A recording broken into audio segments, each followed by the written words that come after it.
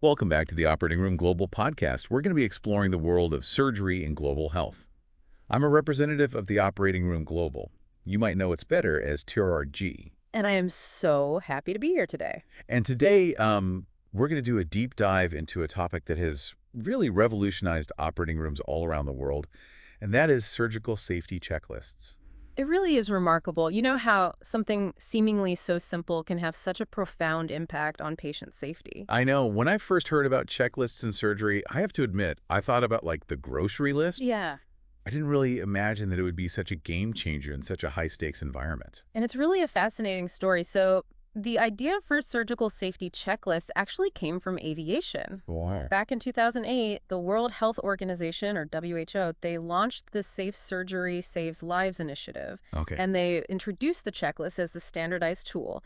And they really recognized that aviation had this incredibly robust system for safety Right. and adapted it for surgery.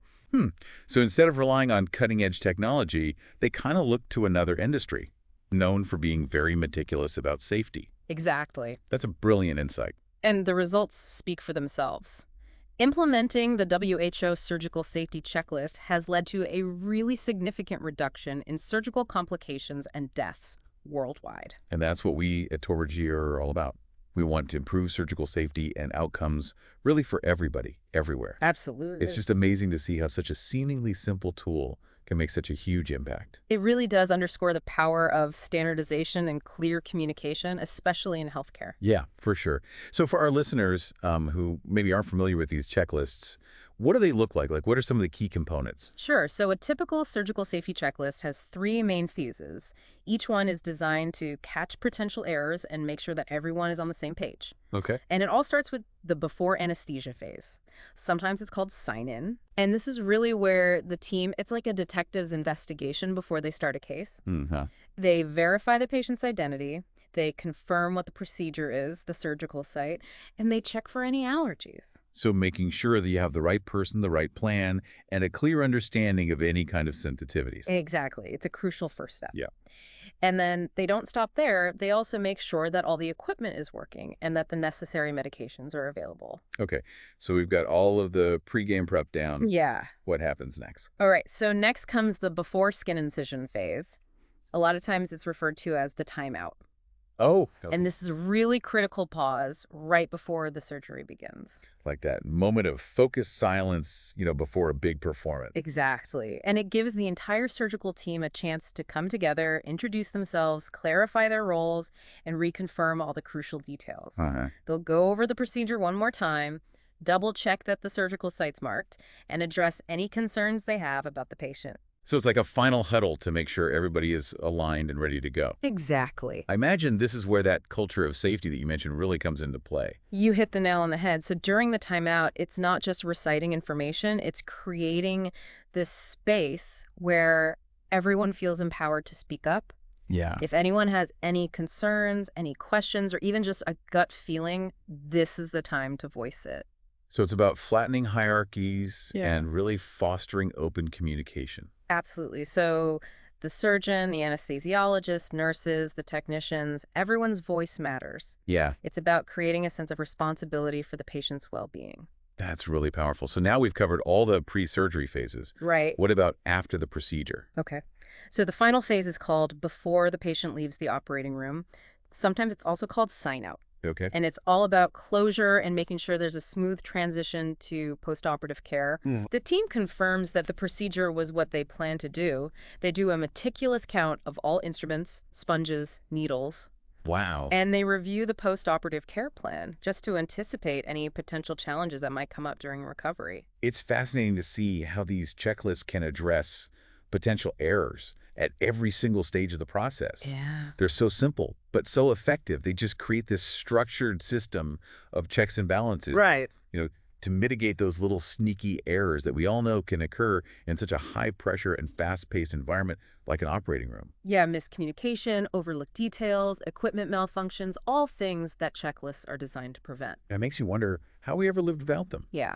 The impact is just undeniable. Yeah. Studies have shown that implementing these surgical safety checklists leads to significantly reduced surgical complications and mortality rates. Yes, absolutely. I mean, that landmark study that was published in the New England Journal of Medicine back in 2009 really solidified the case for surgical safety checklists. It did. They implemented the WHO checklist across 8 hospitals worldwide. Wow. And the results were astounding. They found a remarkable decrease in deaths and major complications. That's incredible. You know, it's a testament to the power of these checklists to improve patient safety on a global scale. It is. And it really aligns perfectly with TORG's mission, right?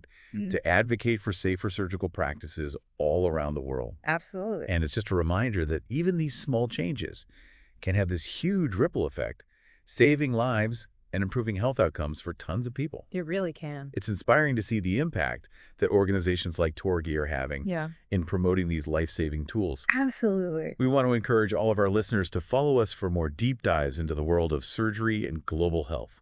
We've got a lot more to talk about. Yeah. Now, before we move on to the next part of our deep dive, where we're going to be talking about the global impact of surgical safety checklists and how they contribute to the UN's Sustainable Development Goals.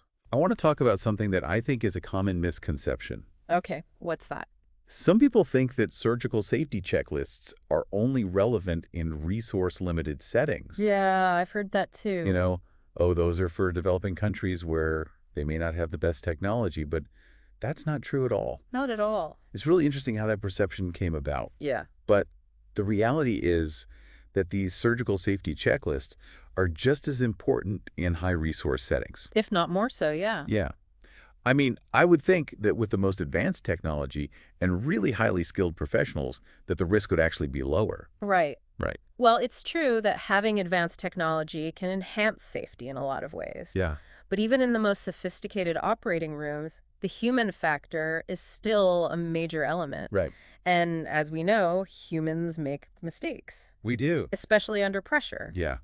No matter how much our technology advances, we can't really eliminate human error, right? Exactly. And that's where the checklists come in. It's like the safety net. Right. This system that helps to lower the risk of human fallibility. Right. They provide a framework for communication and ensure that critical steps aren't missed. And they create a shared sense of responsibility for patient safety. So it's not about replacing human expertise with technology. It's about using technology to actually enhance human performance. Exactly. That's why surgical safety checklists are vital in all operating rooms, no matter the resources. Yeah. It's about creating a culture of safety where everyone feels like they can speak up Absolutely. and advocate for the patient's well-being. It's just a reminder that sometimes the simplest solutions are the most profound. They really are. And with that, let's shift our focus to the global impact of surgical safety checklists and talk about how they contribute to the UN's Sustainable Development Goals. Sounds great. Stay tuned for part 2, coming up after a short break. Don't forget to follow TORG and subscribe to our podcast for more deep dives into the world of surgery and global health. Welcome back to the Operating Room Global Podcast, where we're exploring the impact of surgical safety checklists, not just in operating rooms, but really on a global scale. It's incredible how these tools, they seem so simple, but they have such far-reaching implications. Right. I mean, we just talked about how checklists can really mitigate those human errors, even in some of the most technologically advanced settings. Exactly. And now we're going to kind of take that conversation a step further and talk about how these checklists are actually playing this crucial role in achieving the UN's Sustainable Development Goals. Yeah. Specifically SDG 3, which is all about healthy lives and well-being for everyone, at every age. It's a pretty bold goal. It is. Requires a pretty multifaceted approach. Right. And surgical safety is a really essential piece of that puzzle. Absolutely. It's easy to take safe surgery for granted. Yeah. Especially if you live in a place where you have access to high-quality health care. For sure. But for millions of people around the world, access to safe surgical care is a luxury. Absolutely. It's not something that they can count on. Yeah, it's not a guarantee. And it's a stark reality that we at TORG are working to change. Yes. We believe that everyone everywhere deserves access to safe surgical care. 100%. And that's where checklists come in. Right. They provide this standardized framework for safe surgical practices that can be implemented anywhere, no matter what resources are available. Absolutely. It's like having a blueprint for safety that can be adapted to any setting. Exactly. And in resource-limited settings where they might not have access to super advanced technology or specialized training, Right. checklists become even more crucial, I think. I agree. They empower healthcare providers with this tool that can help prevent errors, improve outcomes, and ultimately save lives. Yes. It's like a safety net that you can just deploy anywhere, regardless of what the circumstances are. That's a great way to put it. And you know what's so amazing to me is that checklists are relatively low cost and easy to implement. They are. You don't need any fancy equipment or extensive training program. Nope. It's amazing to me how such a simple intervention can have such a profound impact. It really is. It speaks to the power of standardizing things and communicating clearly, especially in healthcare. Totally. And the impact goes way beyond just the individual patient. Oh yeah, for sure. When we improve surgical safety, we improve overall health and well-being. One of the things that always strikes me is the ripple effect. Yeah. You know, when there are fewer complications, Right. it means that people have shorter hospital stays, there are lower healthcare costs, and faster recovery times. That's right. People can get back to their families and their communities, their jobs much sooner. And that, in turn, has a positive impact on economic development and social stability. Absolutely. So it's all connected. It really is. Investing in surgical safety, it's not just about healthcare. Right. It's about investing in the well-being of societies. It's a key driver of global health and development, and it's something we at TORG are very passionate about. Speaking of TORG, I want to take a minute to highlight all the incredible work that's being done on this global scale. You know, Absolutely. we're not just talking about checklists here. Right. We're talking about building capacity, training healthcare providers, advocating for these policy changes that support safe surgical practices all over the world. We're partnering with organizations, governments, and healthcare professionals all around the world. To make safe surgery a reality for everybody. For everyone, and our efforts are totally in line with the broader sustainable development goals, promoting health, well-being, and sustainable development. It's a mission that really requires everyone to work together. Yeah. You know, have this dedication and a shared vision for a healthier future for all of us. I agree. Before we get into the last part of our deep dive, Okay. where we're going to explore the future of surgical safety checklists and what's coming next, Exciting. I want to take a minute to just acknowledge the incredible people Yes. who are working on the front lines of global surgery. The surgeons, the nurses, anesthesiologists, and everyone else who's dedicating their lives to providing safe surgical care. Often in really challenging environments. They're the true heroes, They are. and their commitment to patient safety is just inspiring to all of us. Their dedication is making a real difference in the lives of people everywhere. Yeah. We are so honored to help amplify their voices and support the work that they're doing. Absolutely. We encourage all of our listeners to learn more about the amazing work that's being done. Yes. You know, there are so many organizations and individuals that are making a difference. There are. And you can support them too, whether it's through donations or volunteering, Right. or even just spreading the word. Just awareness. It all has an impact. It does. Together, we can make a world where safe surgery is a reality for everyone, everywhere. I love that. All right, so let's turn our attention to the future. Okay. What's next for these surgical safety checklists? What innovations are on the horizon that will further enhance their impact? Great questions. These are the things that we'll be exploring in the final part of our deep dive. Can't wait. So stay tuned as we get into the possibilities that lie ahead for surgical safety checklists.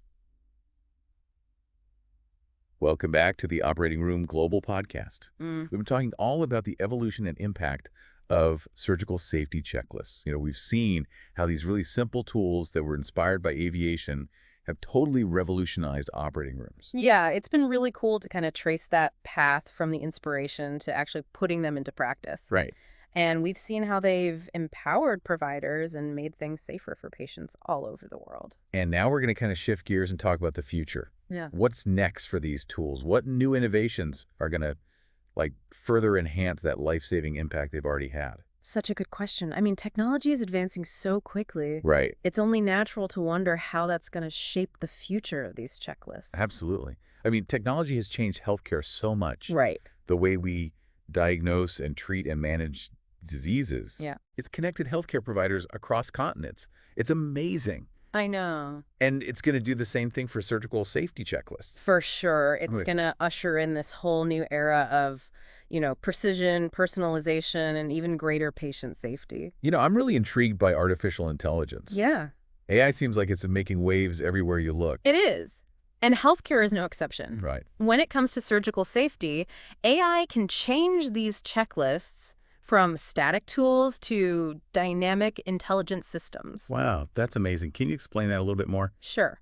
Imagine checklists that are part of electronic medical records. Okay. And they're giving real-time prompts and alerts to the whole team. So no more paper checklists. Everything would be digital. Exactly. And not only would that make everything more streamlined and reduce errors, Right. but we'd get all this valuable data that could be used to track compliance, identify patterns, and make checklists even better. It would be like having a virtual safety coach right there in the OR with you, making sure that everything gets done. That's a great way to think about it. And what else? Is there anything else? Oh yeah, there's so much more. Yep. So AI could look at tons of patient data, surgical histories, even what's going on in the OR in real time to figure out potential risks. Oh, so it would be like an early warning system. Exactly. AI could say, hey, based on this patient's medical history or how complicated this surgery is, or even these small changes in vital signs, there might be a problem. Wow. It would be like a virtual guardian angel. Yeah. Well, that's a great way to put it. And it could even personalize checklists. What? Yeah, to fit the needs of each patient and each procedure. So instead of using the same checklist for every single person, you'd have a customized safety plan for each patient. Exactly. Imagine checklists that change in real time based on the patient's history, the complexity of the surgery, how experienced the team is, even what equipment is being used. That's incredible. It would be totally personalized safety, optimizing the outcome for every single person. So it's like taking these surgical safety checklists to a whole new level. Absolutely. But, even though all this technology is super promising, Yeah. it's important to remember that checklists are really about people, right? Right. Communication, teamwork, a commitment to keeping the patient safe. Yeah. It's easy to get excited about new technology, Yeah. but we can't forget that the human element is still the most important. I totally agree. No matter how fancy our tools get, they're only as good as the people using them. Exactly. Well, we need to create a culture of safety. We need to keep training providers and empowering them to speak up, encouraging them to really embrace using checklists. Yeah.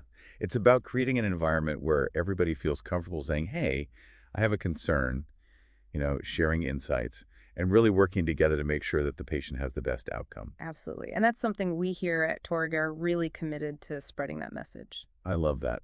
And, before we wrap up, I want to leave our listeners with a question to think about. If checklists can have such a big impact in the OR, Right. how can we use those same principles in other areas of our lives? That's a great question.